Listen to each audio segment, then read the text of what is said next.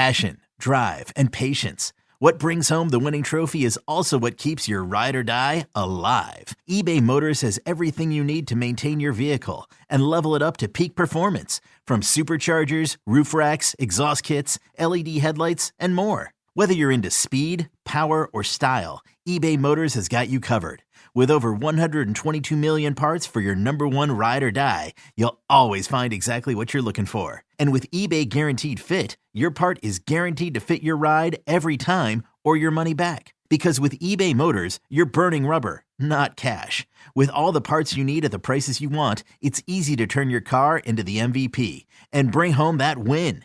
Keep your ride or die alive at ebaymotors.com. Eligible items only. Exclusions apply. JamesAllen.com is the online destination to easily design a customized engagement ring and save up to 50% compared to traditional stores. You pick a diamond, whether it's lab-created or earth-created, James Allen has over 200,000 conflict-free stones. Then you pick your ring setting and metal. And if you need some help, they have real-time diamond consultations available, where an expert can walk you through it all. Get 25% off your order at JamesAllen.com, code podcast. That's JamesAllen.com, code podcast.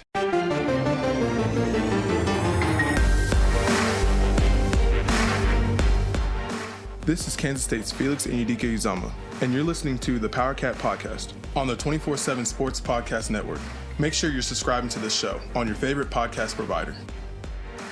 Welcome to another edition of the Power Cat Questions Podcast, sponsored by Fridge Wholesale Liquor, our good friends back in Manhattan. Cole Carmody and Tim Fitzgerald here in New Orleans on an abbreviated version of the podcast. Much to do, so much coverage coming out of New Orleans from the Go Power Cat staff. In fact, Michael Goins offered to sit in, and I said, do you really want to do that, or you want to work? And he said, I'll work. Zach Carlson, I offered him an out, and he said, I want to work. So they're all downstairs working, as is much of the media from the state of Kansas that has made it here to the Sheraton on Canal Street, where the media headquarters is, for the first time in Sugar Bowl history, as they had to move it this year due to renovations at their former property. But this is a pretty good setup.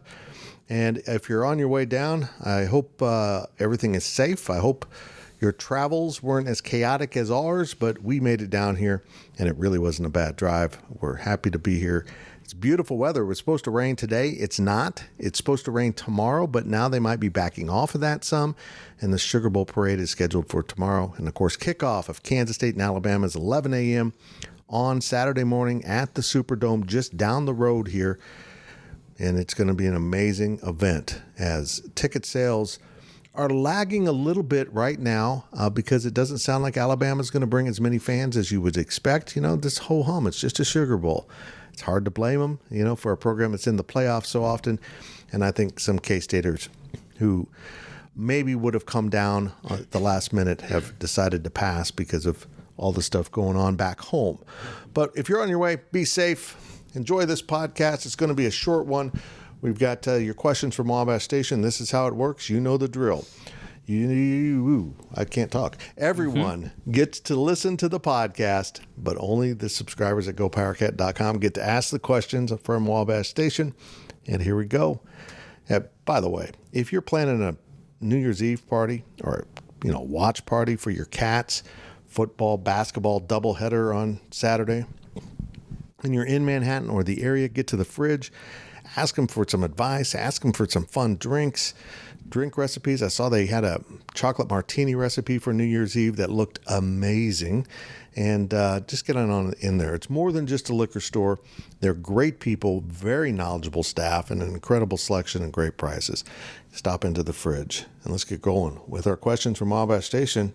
Cole, you doing fine, first of all? I'm doing great. Thanks for asking. Yeah. You okay? You ate some redfish? I did. 2 days in a row. 2 days in a row. You know, when you're in Rome, eat as the Romans do. Is that what they say? Yeah. This is more like Paris. Okay. Than Rome. But, it's I get the theory there. You don't actually eat Rome, do you? Because that's a lot. There is bread that is Roma. Oh, that's true. Maybe we should move to the question from Wabash Station. Here you go. First question comes from I Like Pickles Cat. Pickles! Besides Will Anderson and Bryce Young, the biggest threat to K-State in this game is? I think Chris Kleiman was exactly right. It's just and who said it today? Cooper Beebe maybe, or Cade Warner. One of the guys we talked to on Thursday mentioned, when you watch film of teams, every team in the Big 12 has some dudes. And you can also pick out some guys that, hey, this guy can't, this guy can't. And there's none of that. They're all dudes. And whether they're, playing at a really high level, they're still, we crossed paths with what I assume were Alabama players last night as we were walking down to Bourbon Street. They were either Alabama players or actual giants among us. Did they just start vacuuming in the hallway directly outside of our room? That's actually kind of funny. You're getting the full treatment now of the hotel podcast. So I've got the shower running to steam shirts, and they're vacuuming outside. Yeah, it's lovely. At least we don't have gunfire today. I think I heard gunfire the other day. Anyhow, it's New Orleans. But yeah, the size of this team, the fact that they can bring in, their backups are 4 stars, 5-star guys. So. Chris Kleiman mentioned it. The lines are just so good and so sound. Eli Huggins talked about it. Cooper Beebe talked about it. They're not out of position. You don't get them out of position, and they don't miss a line. They're so well prepared. It's Nick Saban, folks. Bill Snyder with 5 stars. That's kind of what Alabama is, and it's a real challenge. It really is. But I think there's a possibility here for K-State to win. I think K-State will win simply because of the focus that this game is appearing that K-State's much more locked in. I think the answer to this question is themselves. Besides Bryce Young and Will Anderson, the biggest threat in this game is literally themselves. If you go into this game as a player and you hype it up to be, we're playing Alabama, they've got all these 4 stars, they've got all these 5 stars, you're already losing. I know our own Ryan Wallace put up a piece on the website the other day of interviewing, talking with a former or a current SEC assistant coach, and they basically said you can't get into the mindset that just because you're playing Alabama, you're going to lose. If you step onto the field saying, oh my God, you're starstruck and you're playing Alabama, then you're a step behind. I don't think K-State's going to do that, but I think if they do that, then they will be a step behind. It doesn't matter who Alabama is playing. They could be playing all the backups. Last year when K-State played LSU, that same thing could have happened. Oh my goodness, we're playing a historical power in the SEC, but they didn't care who was playing. It could have been Jimmy and Joe at every single position, and kind of it was for LSU, but it didn't matter. K-State put their hard hat on and went to work. I think if they do the same thing, they're going to have success, but again, I just firmly believe that the biggest threat to K-State, besides Will Anderson and Bryce Young, is really themselves. Yeah, K-State comes out and plays its game, establishes what it wants to establish. They're going to play with Alabama. I have no doubt about that. I really am confident that K-State can play because of the unity among this group. Now, there's going to be some head-to-head matches that I am concerned about. Austin Moore is not a big linebacker, so I worry about him holding up through the course of the game. Maybe there's too much speed on the outside. We'll just see how the game develops, but I know this is not the Alabama team you're used to. This is a 10-2 team, and quite honestly, they're on the cusp of being in the playoff at number 5 because they are Alabama. If this exact same team at 10-2 was Ole Miss, they'd probably be 7 or 8, maybe. Maybe they're 6. I don't know, but they lost 2 close games, but it's really not even those. Games just seemed more competitive for this Alabama team all year long. The more teams were in the game, the fear factor seemed to be down. And one of the things Chris Kleiman does so well is he showed it by coming to Kansas State and winning as North Dakota State. He avoids the fear factor. In fact, he gets guys to embrace, hey, we get to play Kansas State or we get to play LSU or whatever. This is a coach that has a 3-game winning streak against the SEC now at Kansas State. He doesn't care that this is the SEC program along with Georgia that is the most elite. He'll have his team ready to play. That's incredible. 3 straight wins against SEC teams. It really is. And, according to one ESPN guy, that every SEC coach would want to play a Big 12 schedule, not an SEC schedule. I don't know how Lane Kiffin feels about that after the last 2 bowl games he's played, but we'll see. Next question comes from the Dot 2. If K-State can stop Alabama's rushing attack, they have a chance, right? No. I don't know if it's the rushing attack. No, to be honest. I think it's the other way around. Yeah, it's Bryce Young in the passing game. We're talking about a guy, that throws for 275 a game, only runs for about 19 a game. But he's really mobile. But he doesn't use that unless he really has to run the ball. He uses that to buy time and extend plays, and the passing game that gives his receivers even more time to get open. So, if you play man, you're going to have to track your guy for a long time. If you play zone, well, you're probably going to get beat because those guys will settle into the open spots in the zone, and Bryce Young will find them. No, there's no one. Look, I'm not saying Alabama's not talented. I mean, of course they are. They're extremely talented. But they don't have the same kind of, superstar running back or receiver that they've had in the past. This is more of a committee on both of those. Their superstars are quarterback. He's special. Their superstars are outside linebacker. He's incredible. He's the best player on the team, if you ask me. But they have really good players that can get it done. So I think it's the passing game. I do too. And you look at this passing attack, it's like an NFL offense. And that shouldn't come as a surprise. Bill O'Brien, former NFL head coach, second year as the offensive coordinator. When you look at Bryce Young, he kind of reminds me of a guy that Bill O'Brien coached in Deshaun Watson. The same type of guy who wants to get out of the pocket. He'll throw on the run. But you're right. That is the biggest thing. If they can stop Bryce Young from scrambling around, and maybe not scrambling to get yards down the field because he's not a rusher, but scrambling around and keeping him in the pocket, that is where K-State will have a chance to win. I'm not saying that if you don't stop the pass that you can't win, but if you do stop the pass and you make them run, that is a strength for K-State. All year long, K-State's been able to stop the run. I don't think that's going to be an issue. I really don't. You mentioned Austin Moore earlier, but I just don't see how Jahmyr Gibbs and this Alabama offense will be able to run all over K-State, because if they're able to run all over K-State, that means they're able to do other things against K-State. And if that happens, then you're in trouble. But I don't worry about K-State's run defense in this game. I worry mostly about just how good Bryce Young is. You go back to the last game, Kendre Miller's special running back, and they did a great job of taking him away. They kept him under 100 yards, which was odd for him this season. The running problems, the run defense issues came from Max Duggan, and that's just not something Alabama is looking to do, to put their quarterback in that kind of peril running down the field. They feel like they have enough weapons to beat you without the gimmick of, there's quotations around that, of a quarterback run game. Yeah. It is a very traditional, more NFL style. And I respect the way Alabama plays ball, because they're not doing it with alignments and complex schemes. Nick Saban's an old football coach, and he's going to line up on both sides of the ball very traditionally, have everyone in the right spot, doing the right thing at the right time, and he's doing it with extremely talented players. And that's kind of fun brand for me. But it also might be able to come back and bite them in the butt. That is the thing that I think K-State fans need to look for. Will Alabama say, we are Alabama, we're better than you no matter what? It doesn't matter what you guys do. We're going to line up, we're going to run our stuff, and you can't stop us. Sometimes coaches can be extremely ignorant. So it'll be fascinating to see how the game plays out throughout the day, because if it's a tight game, is Alabama going to change things up, or are they going to say, we're better than you, we're more talented, we're going to stick with what we got?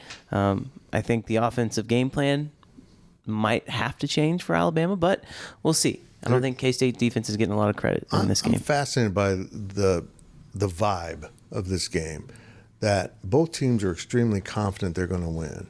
Kansas State's confident because they're focused on Alabama. They've studied Alabama. They see things that they can do. Look, I'm going to say it, and SEC media will laugh at this, but there is not as big a gap between these conferences as you want to say.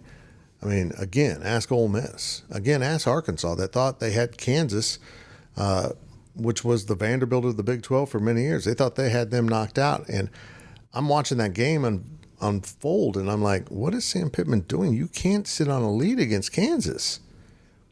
They just get going. Now, did they get some breaks from the refs? Yeah. Was it not a well-called game? Okay, but that happens in football. And if they had put more effort into putting up another touchdown in the second half, not only would they have won more comfortably, I would have won my bet. And I'm better. That's the most important thing. I'm better, folks. I had Arkansas -3. And you and a lot of people listening to this podcast, I imagine. A parlay that was going to pay me a lot of money. It was my last leg. Bottom line is, worry about Fitz when you take into account the factor. Nobody does, Cole. Nobody. The next question comes from Mountain Joe. As a healthy quarterback 2, how important will 9 a.m. be to the chances for victory? This is really a great question, Joe, because we all know they're going to find a way to get him in the game. They're not going to go through everything they did with Adrian, bringing him in, giving him the opportunity to start, having him get injured just to not play in his first bowl game. They're not going to do that. That's not how Chris Kleiman rolls. And by making sure you do get him in the game, it sends a message to the next transfer portal guy that you're going to be valued here. And also, Chris Kleiman likes to get a lot of guys in the game, period. But one of the things at Nebraska, I just had a flashback to old Big 8. You can't say that. Yeah, well, not anymore, but back in the day. One of the things Alabama does that they've had some issues with is quarterback run game. LSU and Tennessee both hurt them. I think Auburn did the same thing. Auburn was the worst, yep. And if you get into a quarterback run game, which is not Will Howard's strength this year, he did a pretty good job last year, but Adrian's the more dynamic runner. There's no doubt about it, and we saw it against Oklahoma. So how do you incorporate that into your game plan to put their defense in a position in which they don't want to be, but not be predictable? So you put Adrian in, everyone thinks you're going to run it. So do you throw it? Well, that's not his strength. He's in to run the ball. So that's a chess game that is going to be very fun to watch, very fun to figure out how they go about the business of managing their quarterbacks, because in listening to Chris Kleiman, he knows damn well Will Howard's the man. In fact, when they brought the players, the offensive players, to the press conference today, Will Howard, Deuce Vaughn, Cooper Beebe, Cade Warner, Malik Knowles. That was the 5. No Adrian Martinez. So it's clear this is now Will Howard's team, but even Will Howard knows that Adrian deserves and needs to be on the field. And how they do that is one of the really cool things about this game. I would advise against one thing, Cole. If you got a backup quarterback who's mobile and you want to get him incorporated in the game plan, if you're going for 2 in a crucial situation and he hasn't thrown a ball all day. Say a third overtime. Yeah, you need to score. You don't hand him the ball in a reverse and then have him throw the ball, but he hasn't played enough to kind of be in the game to know that he shouldn't have thrown the ball, he should have just run. But don't do that with Adrian, because that's not a good plan. As creative as Colin Klein is, that is a major storyline in this game, because he has literally sat there, told members of the media, sometimes I just get on Madden and create plays and see if they work. Like, he said that. And when you have a guy like Adrian Martinez, I think that he might be doing some of that. He's got this long layoff in between games. We're going to see something crazy. Now, will it work? I don't know. There's a good chance that it doesn't, but there's also a chance that it does. And I would love to see Adrian get in the game. I have the box score between Alabama and Auburn pulled up right here. Robbie Ashford is the quarterback at Auburn, and they lost this game 27-49, but he was the leading rusher. Or excuse me, he wasn't the leading rusher, but he ran the ball 17 times for 121 yards. Jarquez Hunter, the running back for Auburn, ran the ball 11 times for 134 yards. As a team, 43 carries, 318 yards, 7.4 yards per carry. That's a lot. Now, they only scored 27 points and they gave up 49. But if K-State runs for 318 yards, I'm going to tell you that they have a really good chance to win this game. Yep. And I think Adrian gives them the best chance to do that with the quarterback run game. So he's going to get in the game. I firmly believe that. I don't know how much he'll play, but he's going to get in the game, and he's probably going to be in the game at a crucial spot. I would agree. I don't think it'll be at the start, but it will be early in this game. They'll try to get him involved. And if what he's doing works, I imagine they have layers to how they want to use these quarterbacks. It's going to be fun, and that's the end of the first half.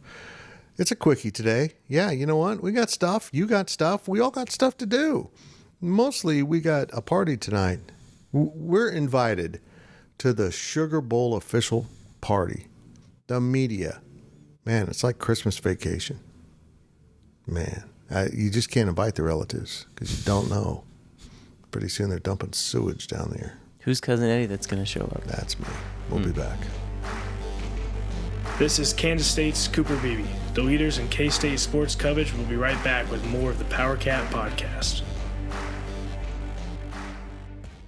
JamesAllen.com is the online destination to easily design a customized engagement ring and save up to 50% compared to traditional stores. You pick a diamond, whether it's lab-created or earth-created. James Allen has over 200,000 conflict-free stones. Then you pick your ring setting and metal. And if you need some help, they have real-time diamond consultations available, where an expert can walk you through it all. Get 25% off your order at JamesAllen.com code podcast. That's JamesAllen.com code podcast. This is Kansas State's Daniel Green, and welcome back to the PowerCat podcast on the 24/7 Sports Podcast Network. Welcome back to the PowerCat Questions Podcast, brought to you by Fridge Wholesale Liquor. You know where they are. You know who they are. You know what I want you to do. Go to the fridge. Can I say get a victory cigar? You're brilliant. Yeah. Did you know the fridge sells cigars? Well, I don't smoke, but they do sell cigars, and they've got a humidor, which is a funny room filled with cigars. I don't think that's what it is. Why'd they put humor in it? There's like jokes in there. I don't know if there's jokes, but the humidor is awesome. Get in the fridge, get a victory cigar. Here's Cole Carmody with more of your questions. Next question comes from Joe Katz. If K-State were to win on Saturday and TCU were to lose, can an argument be made that no one has expanded their brand more than K-State has this year in college football? And TCU loses? Yes. I think TCU's still done it in a way. But yeah, you're right. I mean, I think you could make that argument. If Tulane wins, maybe you can make that argument. But the way it sets up, I think K-State's in a position to be an extremely good football team for years to come, particularly if, some of the talk we're hearing that numerous guys are planning to come back. The offensive line and, Felix and Deuce are still trying to decide, but there's a chance there on both of them. If a lot of guys come back, play for that COVID year and Cooper Beebe doesn't go, they're going to be in really good shape. I mean, they will have Will Howard. It's not like they'll be empty of weapons. Mm-hmm. I think that this is an interesting question because I might make the answer yes. TCU, for whatever reason, people know TCU, and I don't know if that's because it's a Dallas-based market. I don't know if that's because Gary Patterson has had them. I don't know if maybe you would disagree with me, but TCU has been at a national relevance more recently than K-State has. With Trevon Boykin, 2015, 2016, TCU was in those conversations.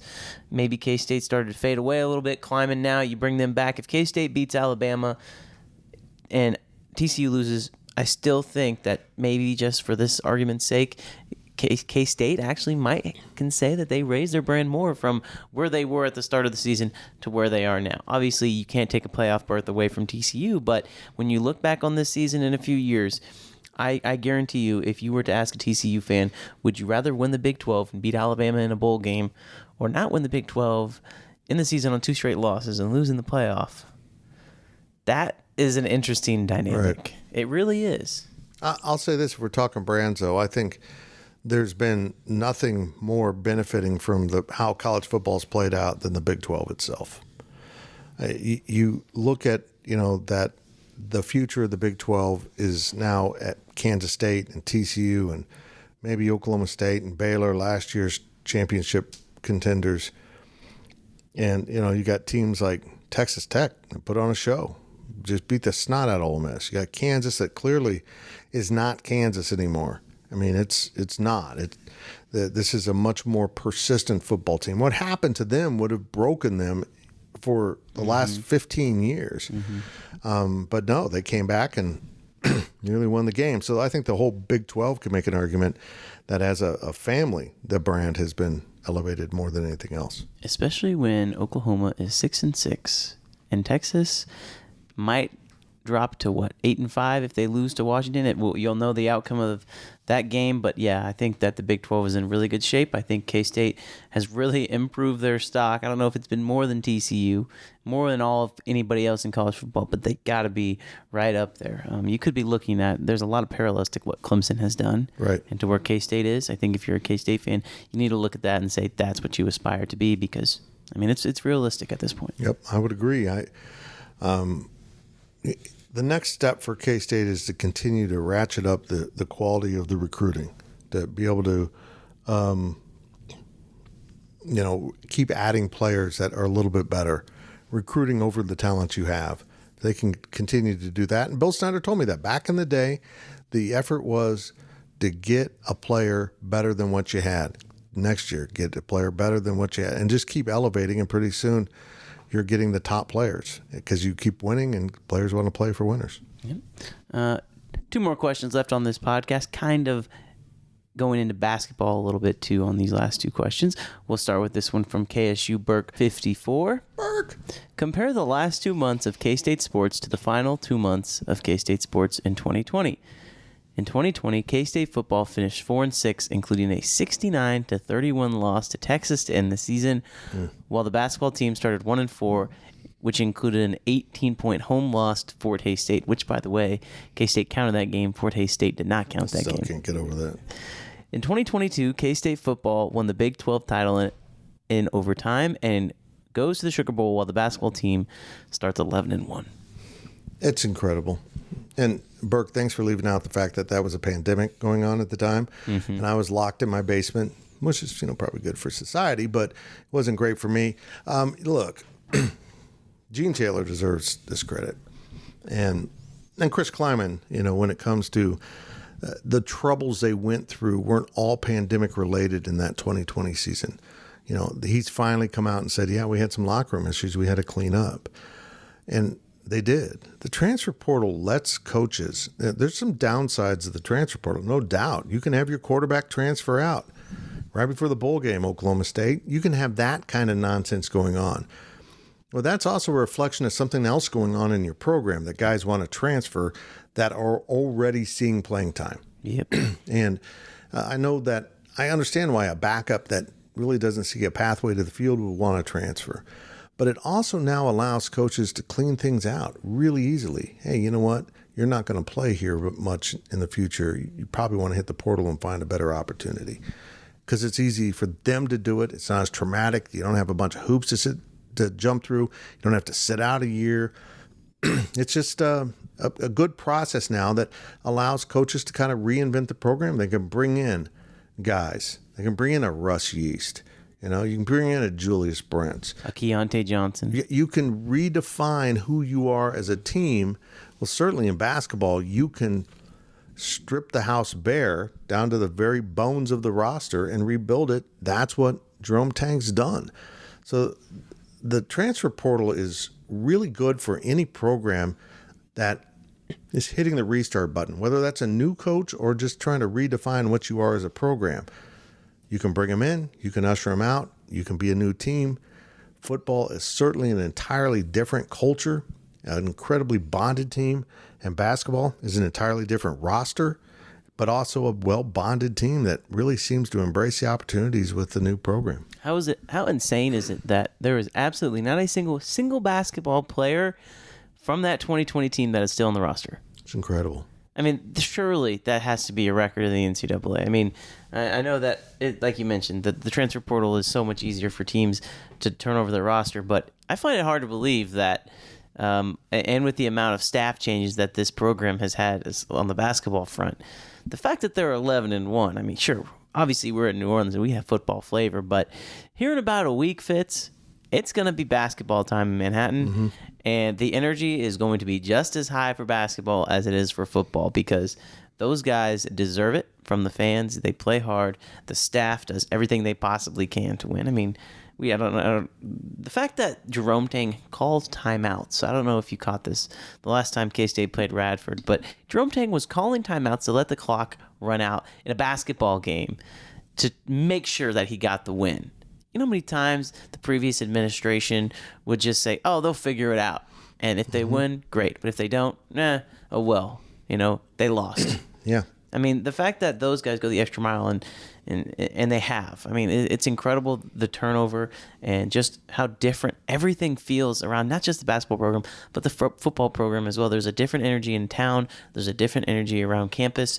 The people are invested. The students are invested. The student athletes are invested. The fans are invested. And I think here in a few days in New Orleans, we're going to see how truly invested this fan base is, because there's going to be a lot of purple down here. Yeah, and I don't mean this to be I told you so, but I think my growing frustrations with the basketball program were always that it didn't have to be that way. A rebuild, once the transfer portal hit, a rebuild did not have to last 3 years. You didn't have to always be young. Well, we're young. Well, you're young because you're constantly rebuilding. You can't hold on to players. You start over with young guys. It's now possible to rebuild your roster, be veteran, be talented, and find the exact right guys to fit your system.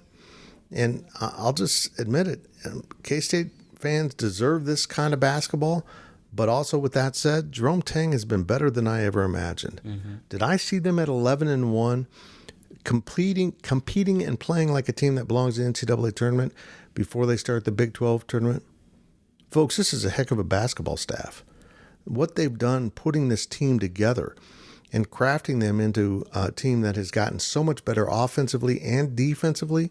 Well, hell, offensively, they've been better than previous teams from day one. But defensively, they're growing.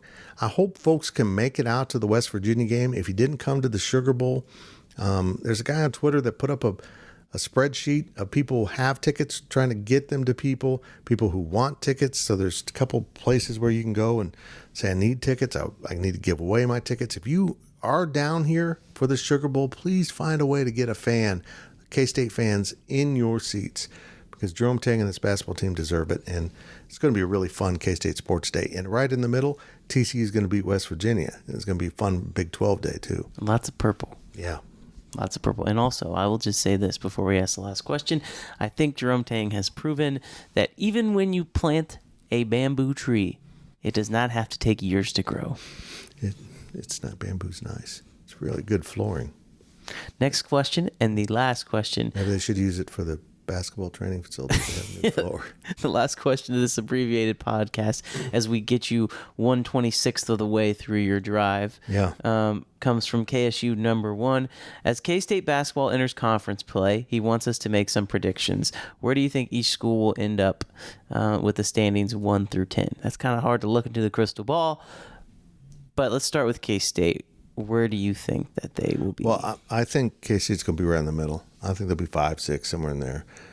I think we have to agree that Kansas is probably the best team in the conference again. I do too. Grady Dick's special. I mean, the fact that they clowned Missouri, and now Missouri only has 1 loss, and maybe K-State will grow beyond that prediction of in the middle. Again, you noted this. LSU just beat Arkansas. LSU has 1 loss. It's to K-State. Mm-hmm.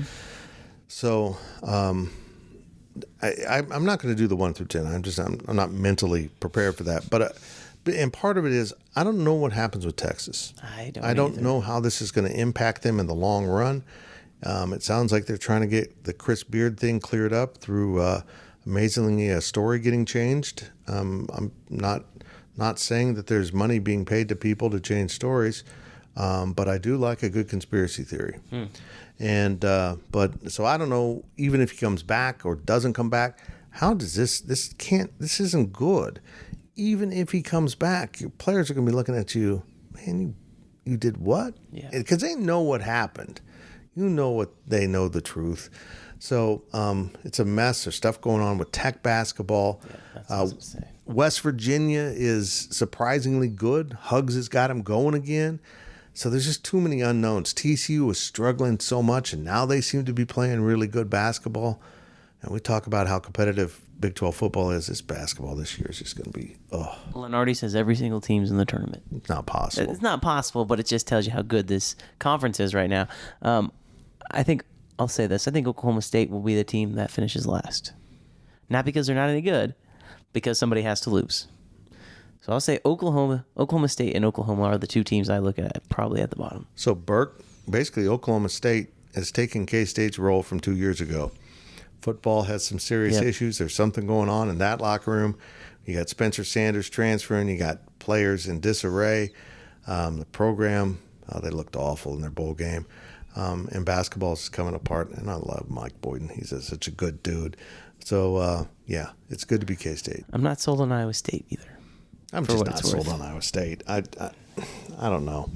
It'll be interesting. I think K-State has a great chance to finish in the top half of the conference. And Absolutely. if they finish in the top half of the conference like you believe, I believe that as well, they'll make the NCAA tournament. That's the bottom line. I don't think it really matters where you finish as long as you get into the big dance. So That's well said.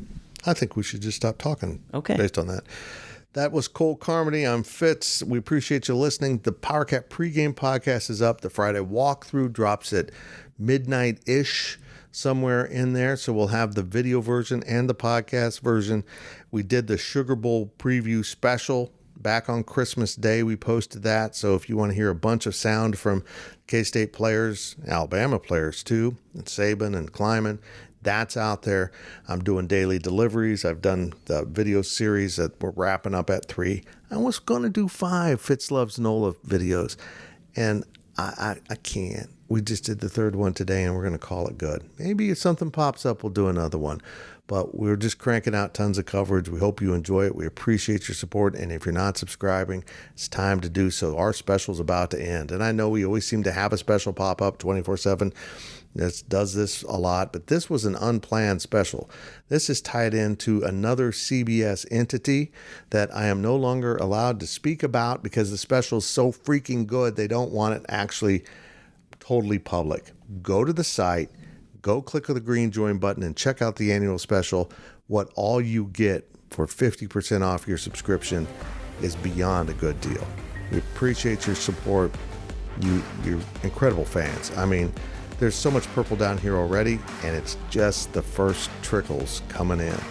And plus, my wife's here, and that always makes it more interesting. Thank you for listening to the PowerCat Podcast. Make sure you're subscribing to our show at Apple, Spotify, Amazon, or wherever you get your podcasts. PowerCat Podcast, all rights reserved, gopowercat.com.